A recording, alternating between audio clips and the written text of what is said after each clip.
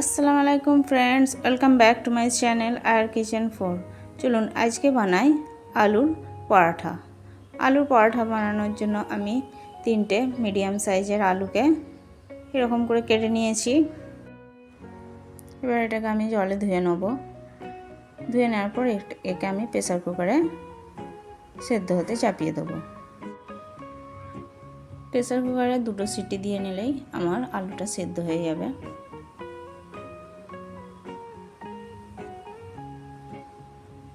এবার এতে জল দিয়ে আমি একে সেদ্ধ চাপিয়ে দেবো।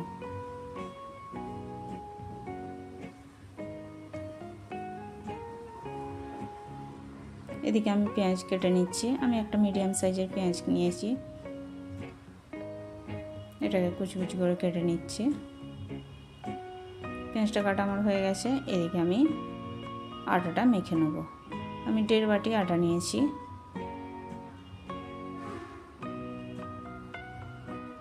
এবার এতে দিয়ে দেবো পরিমাণ মতো নুন আর 2 টেবিল চামচের মতো রিফাইন তেল। এবারে তেলটাকে আমি ভালো করে আটাতে মাখিয়ে নেব।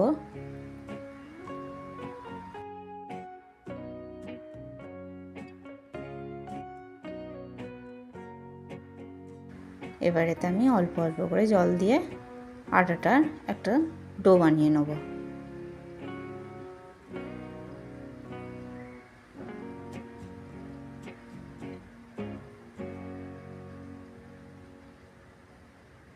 আটাটা খুব শক্ত হবে না আর খুব নরমও হবে না, এরকম হবে।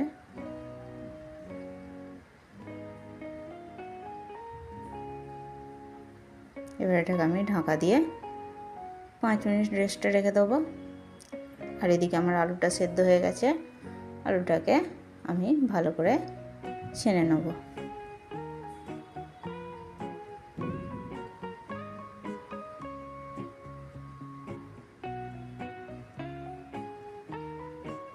আলুটা আমার ছানা হয়ে গেছে। আর এদিকে আমি একটা গ্যাসে কড়া বসিয়ে দিয়েছি। কড়াতে দিয়ে দিচ্ছি সরিষার তেল। এবার এতে দিয়ে দিচ্ছি আমি পেঁয়াজ কুচি আর শুকনো লঙ্কা। আমি শুকনো লঙ্কারই ইউজ করছি এখানে, কারণ শুকনো লঙ্কার ফ্লেভারটা খুব সুন্দর আসে। আপনারা কাঁচা লঙ্কাও ইউজ করতে পারেন। এবার এতে নুন দিয়ে দেবো। নুনটা দিলে তাড়াতাড়ি পেঁয়াজটা আমার লাল হয়ে যাবে। আমার পেঁয়াজটা লাল হয়ে গেছে। এবার আমি লঙ্কাগুলোকে তুলে নিচ্ছি, কারণ লঙ্কাগুলোকে আমি হাতে মলে নেব।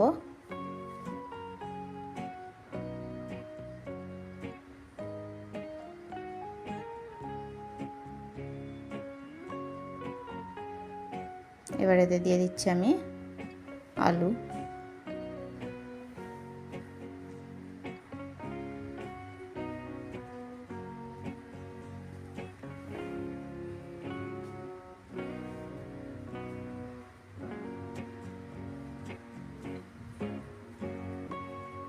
আলুটা দিয়ে আমি এটাকে ভালো করে মিক্স করে নেব।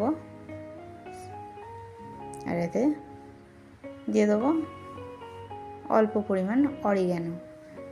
তো আপনাদের বাড়িতে যদি অরিগ্যানো না থাকে তাহলে এটা নাও দিতে পারেন। আমি এখানে চিজের ব্যবহার করব, সেই জন্য আমি অরিগ্যানোটা ইউজ করেছি। তারপর আমি এখানে দিয়ে দিয়েছি সেই লঙ্কাটাকে, দিয়ে ভালো করে আমি এটাকে মাখিয়ে নেব। দেখতে পাচ্ছেন কড়া থেকে আমার ছেড়ে আসছে। এটা যখন ভালোভাবে মিক্স হয়ে যাবে আর পুরোপুরি পেকে যাবে, এটা কড়া থেকে উঠে আসবে। আলুটা আমার রেডি হয়ে গেছে। আলুটাকে আমি ঠান্ডা করতে রেখেছি। আর এদিকে আমি চিজটাকে গ্রেট করে নিচ্ছি।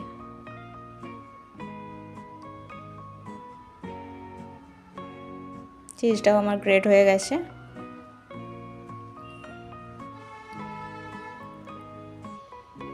এবার আটাটাকে আমি আরেকবার ভালো করে মেখে নেব।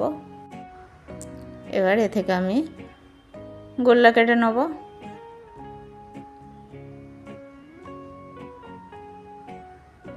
এরকম সাইজের সবগুলো গোল্লা আমি কেটে নেব।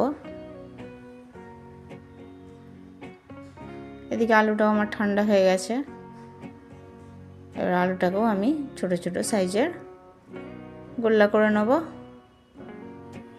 তবে আলুটা ঠান্ডাই ইউজ করতে হবে, কারণ গরম ইউজ করলে এটা যখন আমরা বেলবো তখন আটাটা ফেটে বেরিয়ে পড়বে। সেই জন্য এটাকে ঠান্ডা করেই ইউজ করতে হবে। এবার আমি একটা আটার গোল্লা নিয়ে নিয়েছি। এবার এটাকে আমি এরকম করে পাতলা করে নেব।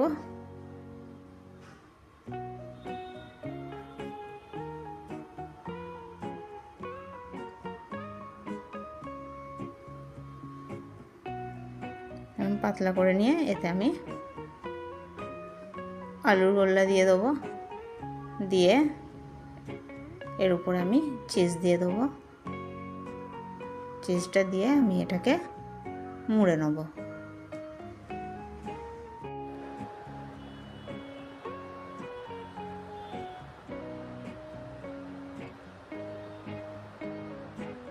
মোড়ার সময় ভালো করে এটাকে মুড়তে হবে।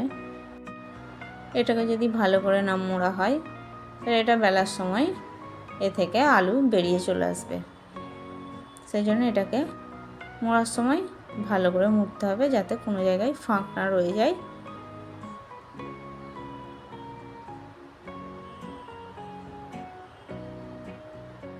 এইভাবে আমি সবগুলো গোল্লা বানিয়ে নেব।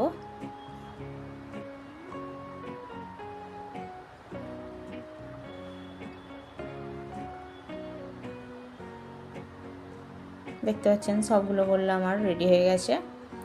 এবারে আমি একটা গোল্লা নিয়েছি, এটাকে আমি অল্প আটা দিয়ে হালকা হাতে প্রেস করে নেব প্রথমে, তারপর এটাকে আমি বেলে নেব। বেলার সময় হালকা করেই বেলতে হবে। যদি বেশি চাপ দিয়ে বেলা হয় তাহলে এ থেকে আলু বেরিয়ে পড়বে।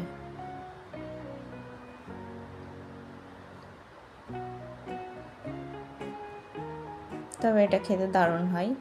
আপনারা অবশ্যই বাড়িতে এটা ট্রাই করবেন, আর কেমন লেগেছে সেটা কমেন্টে অবশ্যই জানাবেন।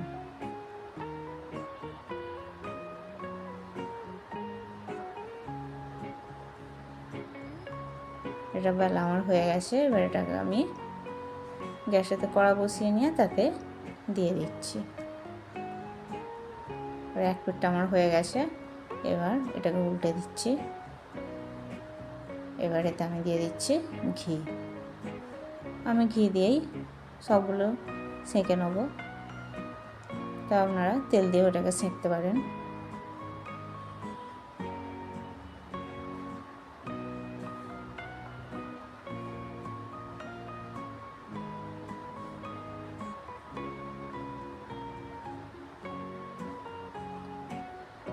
দেখতে পাচ্ছেন একদিকটা আমার লাল হয়ে গেছে।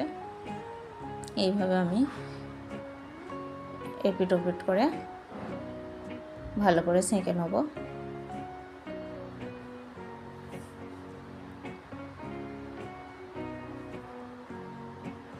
দেখতে পাচ্ছেন কত সুন্দর কালার হয়ে গেছে।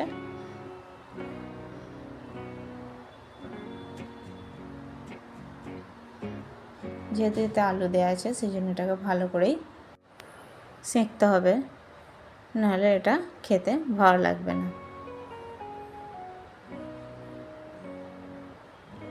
এরকম লাল লাল করে আমি সেঁকে নিয়েছি।